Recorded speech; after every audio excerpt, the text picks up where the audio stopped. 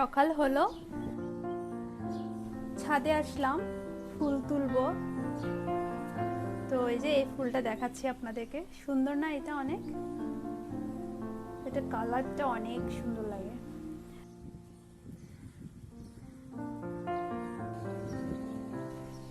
আজকে বাইরে মেঘলা, বৃষ্টি হয়েছিল রাতে, এখন মেঘলা হয়ে আছে।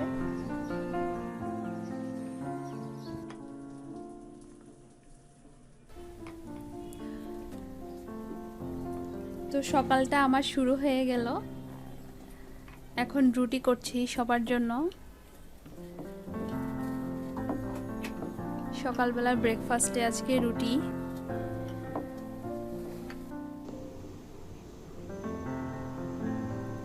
আর এদিকে চুলায় চা চাপিয়ে দিয়েছি।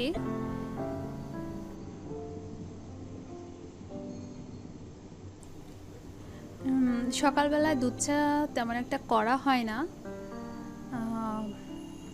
সকালে রং চাটাই করি। কিন্তু বাবা আবার দুধ চা দিয়ে রুটি খেতে পছন্দ করে, তাই আজকে দুধ চা করছি।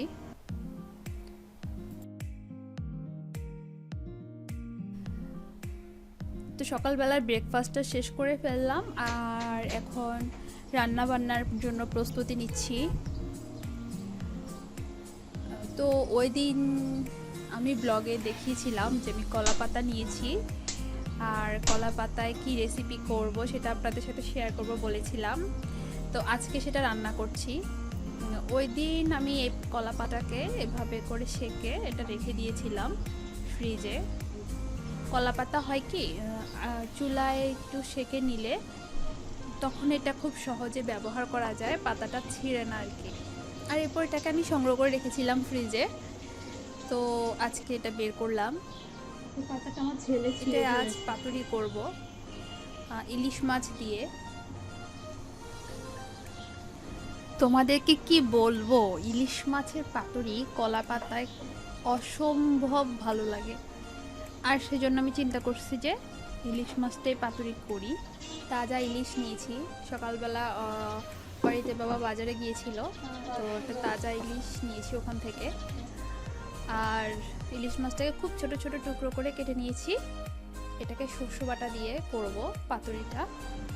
তো ওটা আমি ওই যে দেখুন পেঁয়াজ আর কাঁচামরিচের গুঁড়ো এগুলোকে একসাথে ব্লেন্ড করে দেন পাতুরি করেছি কলা পাতায় পেঁচিয়ে। রেসিপিটা পেয়ে যাবেন, আমি আমার চ্যানেলে দিয়ে দিব। এদিকে আবার আমার ছেলে চলে এসেছে, এসে আমাকে অনেক প্রশ্ন করতেছে, মা তোমার রান্না হয়েছে, আর কতক্ষণ লাগবে।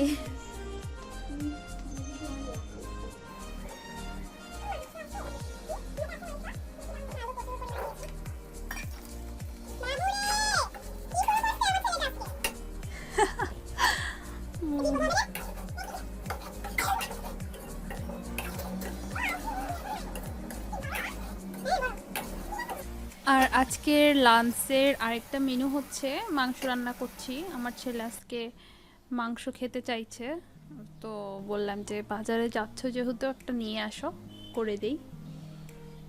তো মাংসটা রান্না করছি, আর যখন হাতে সময় থাকে কিছুক্ষণ মশলা মেখে রেখে তারপর রান্না করি।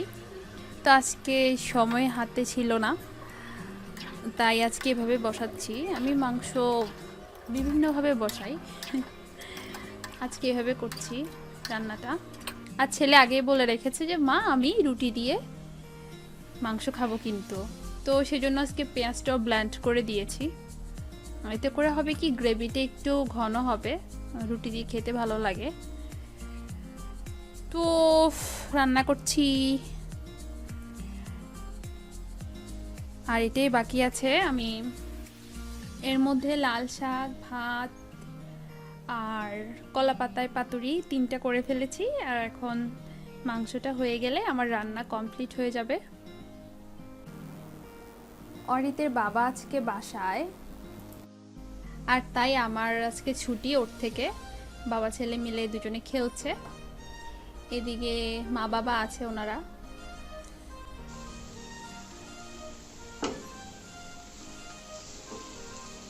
এদিক দিয়ে এসে আবার আমাকে তাড়া দিচ্ছে, মা তোমার হয়েছে, আর কতক্ষণ সময় লাগবে, আমার অনেক খিদা লেগেছে।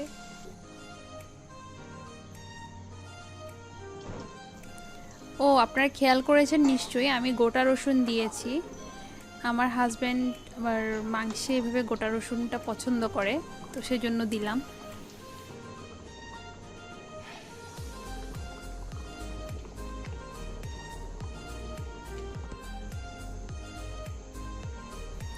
তো আমার রান্না হয়ে গেল, কমপ্লিট। আর এই যে মাংসের গ্রেভিটা আমি এমন রেখেছি,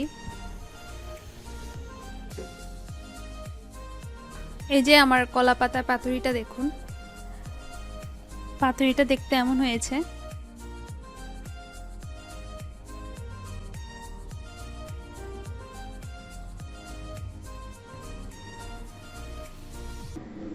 জানি না তো, আমি কি দেখেছি? শুরু করো, খাওয়া শুরু করো। লাল শাক, তুমি লাল শাক পছন্দ করো? আমি যে লাল শাক রান্না করেছি সেটাও দেখেনি, তাই বলতেছে। আমি ওকে শুট করতেছি, তাই ও লজ্জা পাচ্ছে। কি খাবে, নাকি আমার দিকে তাকাবে, নাকি হাসবে, আনইজি ফিল করতেছে অনেক। টেস্টি, কি টেস্টি?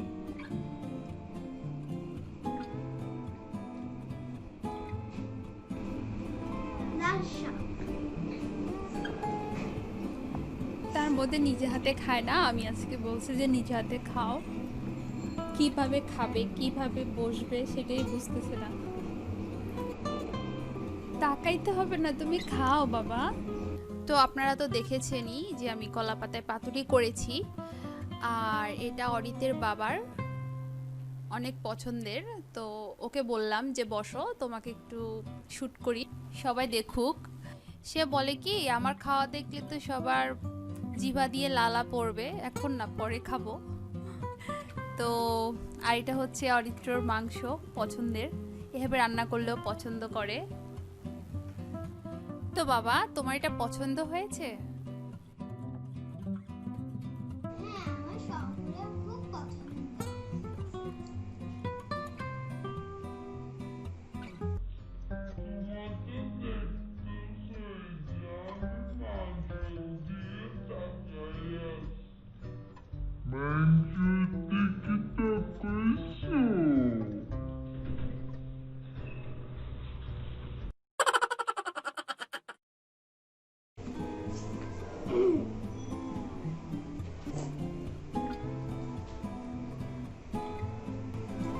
আমি এখন খাবো, বাই।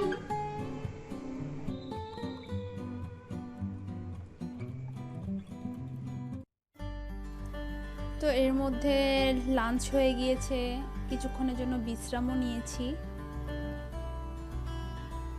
তো মা বলতেছিল যে চলো একটু বাইরে থেকে হেঁটে আসি। আমরা চারজন বের হলাম, মা, বাবা, আমি, অরিত্র। এদিকে এসো। বিকাল একটু হাঁটতে বের হয়ে গেলাম। অরিতের বাবা বাসায়, উনি ঘুমাচ্ছে।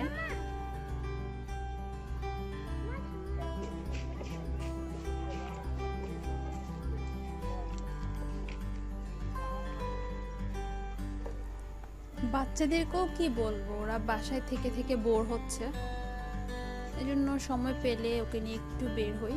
বাসার সামনেই থাকি।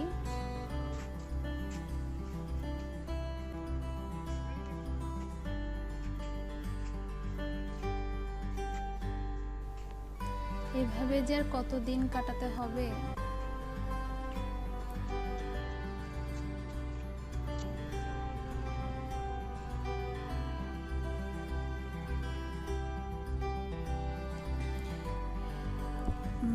বিকালে সূর্য অস্ত যাচ্ছে, গাছের ফাঁক দিয়ে সূর্যের আলো, সুন্দর লাগছে অনেক।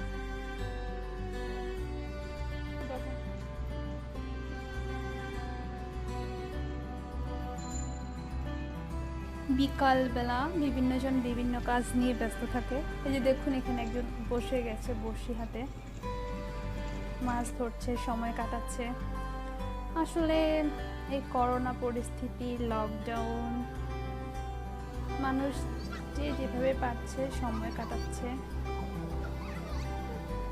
তাও তো এখন একটু বের হতে পারি বিকালবেলা। নিজেকে সতর্ক রেখে যতটুকু সম্ভব। আগে তো ভয়েও বের হতাম না।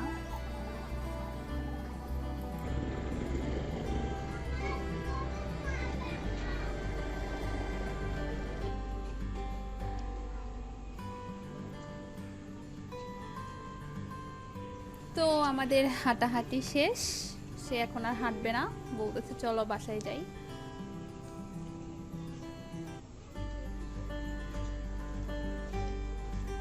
কোথায় যাচ্ছ?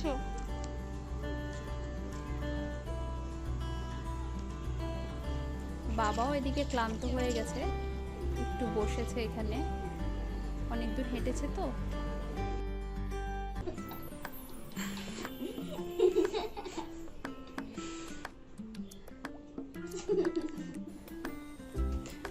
তো এই যে দেখুন, বাইরে থেকে এসে বসে বসে খালি হাসছে। Oh my god. কি বলতে চাচ্ছে মাটা? আমি বলতেছি জামা কাপড়টা চেঞ্জ করো, না তার পেটে এখন খুশির জোয়ার, কি বুঝে হাসে কে জানি। I am so upset. Can't go to school. কি বলেছো বুঝিনি তো মা। Hey guys, I can't go to school. আমি পড়তে বসতে বলেছি আর সে বলে আই এম সো আপসেট। তো আমার বাপজানকে পরিষ্কার পরিচ্ছন্ন করে দিলাম, এখন বলেছি তুমি নাস্তা করো, এরপরে গিয়ে পড়তে বসো। তো লক্ষ্মী ছেলের মতো এসে হাজির, আর এখন সন্ধ্যার ব্রেকফাস্টটা করছে।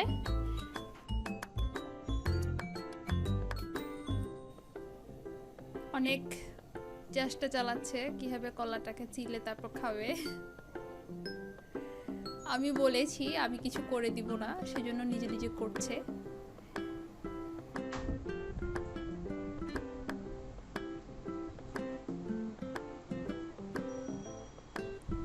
আবার লজ্জাও পাচ্ছে। হাসবে নাকি খাবে? এটা একটা লক্ষ্মী দুষ্ট বাবা, আমাদের ঘরে সবচাইতে ব্যস্ত মেম্বার উনি। মানে যেই আমরা ঘরে যে কাজ করি না কেন উনি সব জায়গায় গিয়ে হাজির থাকে সব সময়। আর উনি হচ্ছে আমাদের ফ্যামিলির বস, সবাইকে সবসময় সব কিছুতে ডিরেকশন দিবে। তো এভাবেই আমাদের মা ছেলের আজকে সারাটা দিন কাটলো। আজকের মতো ব্লগটা এখানেই শেষ করছি। আপনারাও সবাই ভালো থাকবেন, আর আমার লক্ষ্মী সোনাটার জন্য সবাই আশীর্বাদ করবেন যেন এভাবেই ও সবসময় হাসি খুশি থাকতে পারে।